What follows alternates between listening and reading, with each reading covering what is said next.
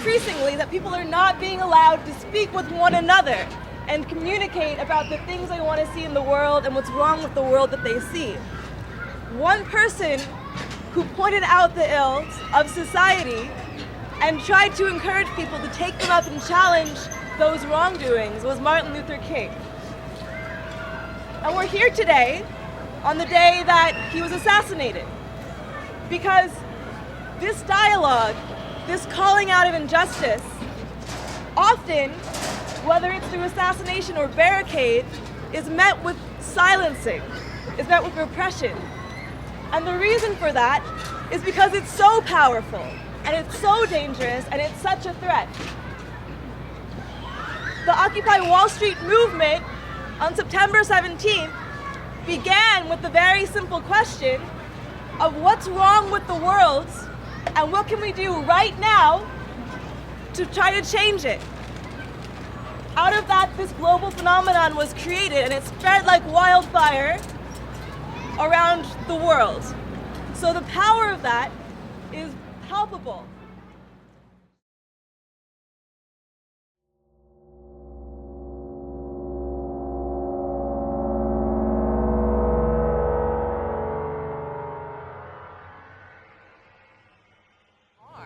And so the world that I want to live in, or is that what we're saying? Yeah.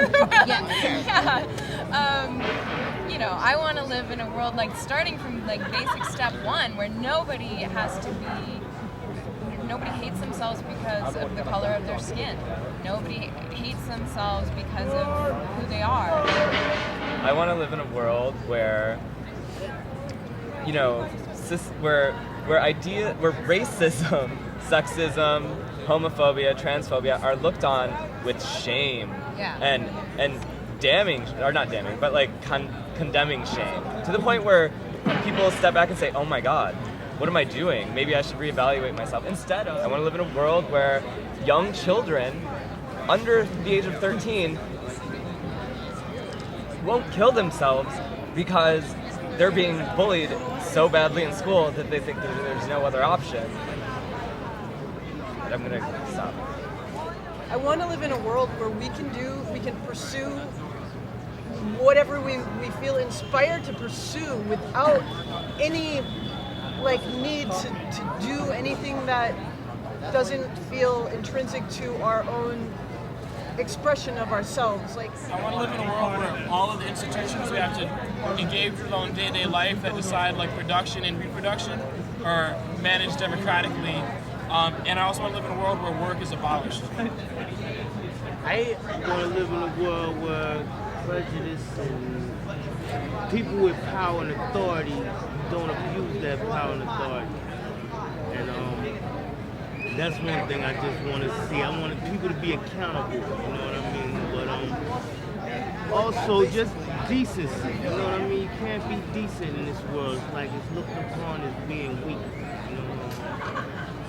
So this is why I'm attracted to this movement, because it seems like people are trying to be decent to each other. And that's what I want to promote, you know. Just do unto others and you will have others do unto you. That's basically it. I'm not religious at all, but I believe in that. One thing that I would really like to see is, I'd like to see the idea of war as a solution to conflict being thrown out. Just totally that would never be an option. War is never a solution to conflict. I would like to see a really burst in knowledge production in a grand scale. That it's everybody's responsibility and it's everybody's right to engage in knowledge production, and that we should all do it.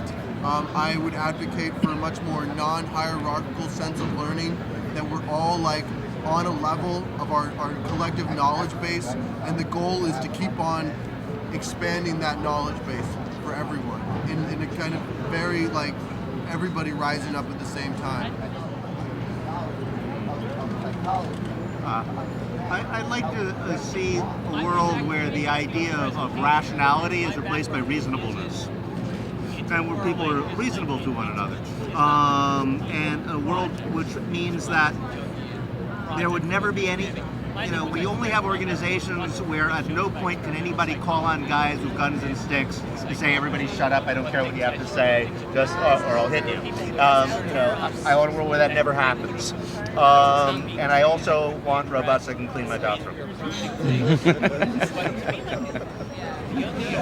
In a world where we're not in a police state, where there are not 10,000 cameras in fucking downtown New York. I'd like to live in a world where every child isn't raised thinking they have to make a Facebook with the cutest pictures of them going into 4th grade. Or whatever, whenever kids are getting the Facebooks now.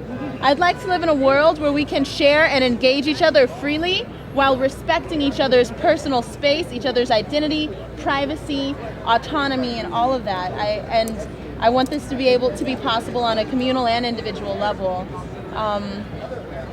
And a bunch of other stuff, like take care of the environment. That should be an imperative.